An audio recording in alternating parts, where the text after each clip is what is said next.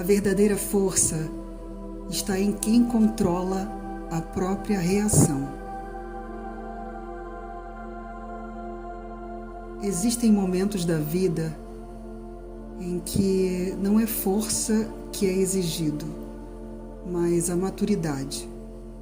Não a reação, mas a consciência. Esse vídeo não fala sobre culpados, fala sobre escolhas. Sobre o instante em que alguém percebe que poderia ferir, mas escolhe não ferir. Ao longo da vida, todos atravessamos inúmeras experiências desagradáveis. Situações que geram dor, sofrimento, sensação de desamparo, injustiça, humilhação, exposição, tristeza.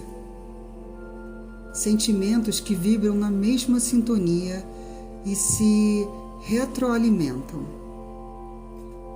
O que muitas vezes passa despercebido é que essas experiências não surgem do acaso. Elas se conectam com aquilo que pensamos, com a forma como falamos e com a maneira como agimos. A mente quase sempre tenta nos convencer do contrário, de que estamos sendo injustiçados, punidos ou até vítimas de alguma crueldade da vida. Mas a negação não constrói a verdade. As coisas são como são e, em grande parte, são frutos da nossa própria irresponsabilidade. Quando estamos no meio do tornado, é extremamente difícil enxergar o olho do furacão. Somos lançados de um lado para o outro, ora pelo vento desgovernado, ora por destroços mentais que nós mesmos criamos, não por maldade, mas por falta de consciência. Nesse processo, vamos nos perdendo em dor, angústia e sofrimento, a ponto de começarmos a duvidar da nossa capacidade física, moral e espiritual. Há fases em que a vida pesa em várias frentes ao mesmo tempo: financeira, emocional, mental e espiritual. Quando o chão financeiro ou da saúde some, a vida testa quem a pessoa é sem maquiagem. Não para humilhar, mas para revelar a estrutura interna.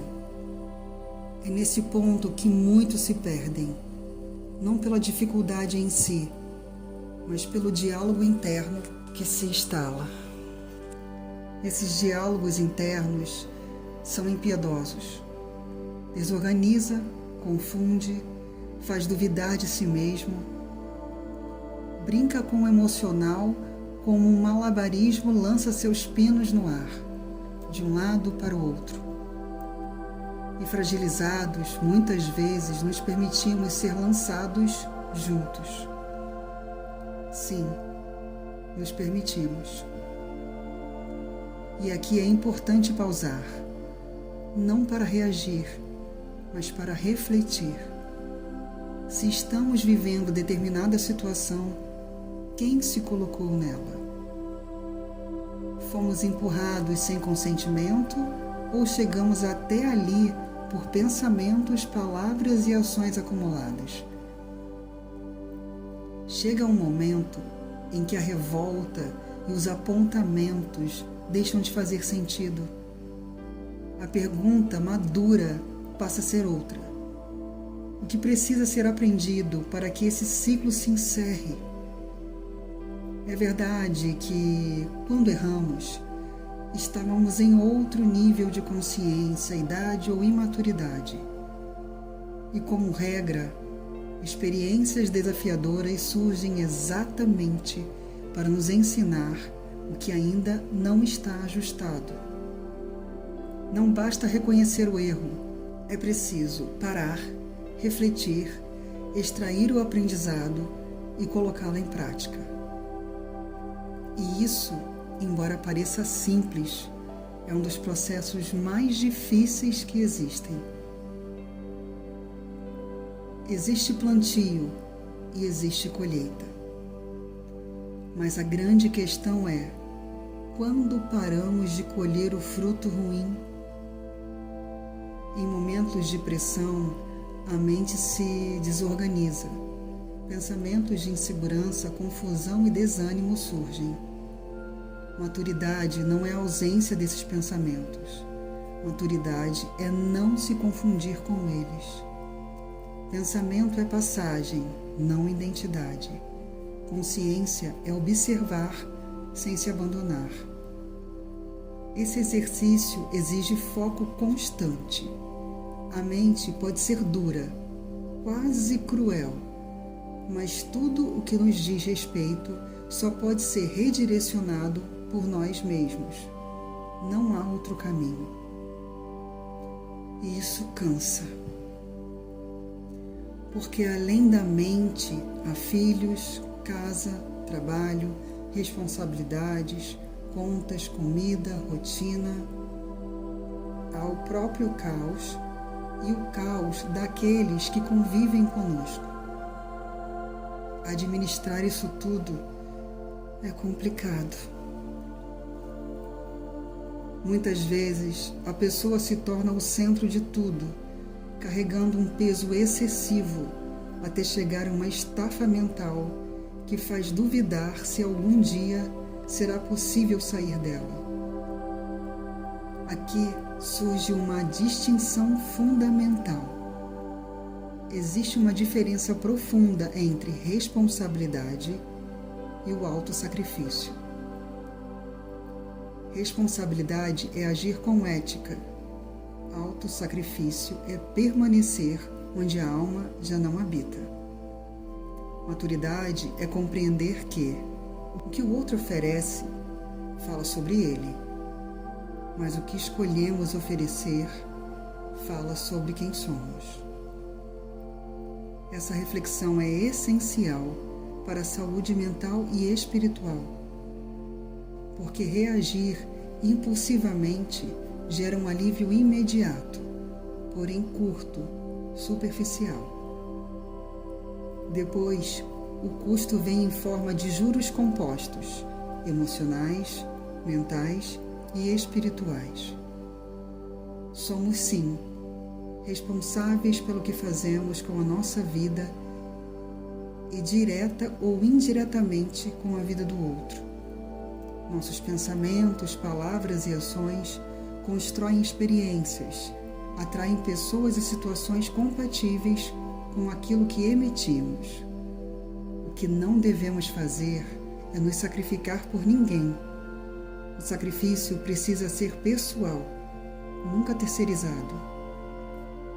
Não falo por frieza ou falta de amor, mas porque o sacrifício oferecido a quem não quer recebê-lo gera frustração, desgaste moral e adoecimento espiritual. Quando nos densificamos nesse tipo de entrega, atraímos mais desequilíbrio, enquanto o outro segue sua vida como bem entende. E tudo bem. Não se trata de julgamento, trata-se de escolha consciente. Nem toda saída precisa ser ruidosa. Nem todo rompimento precisa machucar. A maturidade se revela quando alguém poderia ferir, mas escolhe preservar. Poderia humilhar, mas escolhe o silêncio. Poderia reagir, mas escolhe a consciência. Sair sem ferir não é fraqueza, é domínio de si. Há saídas que não são imediatas, são internas primeiro. É desafiador, mas necessária. Não há outro caminho quando o objetivo é evoluir moral e espiritualmente. Enquanto a vida externa se organiza, a alma pode começar a se libertar. Estar fisicamente em um lugar não significa pertencer a ele. Pertencimento começa na consciência.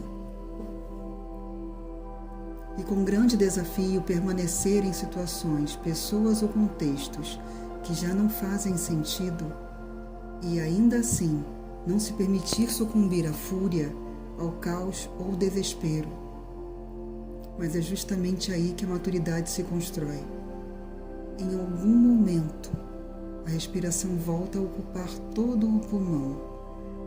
Não porque tudo se resolveu, mas porque a consciência é suficiente para sair de qualquer situação sem ferir ninguém. Não estamos aqui para destruir pessoas, histórias ou caminhos. Esse nunca foi o objetivo do equilíbrio mental, da consciência moral ou da evolução espiritual. A busca nunca é sobre mudar o mundo lá fora, mas sobre organizar o mundo aqui dentro. A paz não chega quando o mundo muda. Ela chega quando os valores deixam de ser negociados. Quem domina a própria mente é mais poderoso do que quem conquista multidões.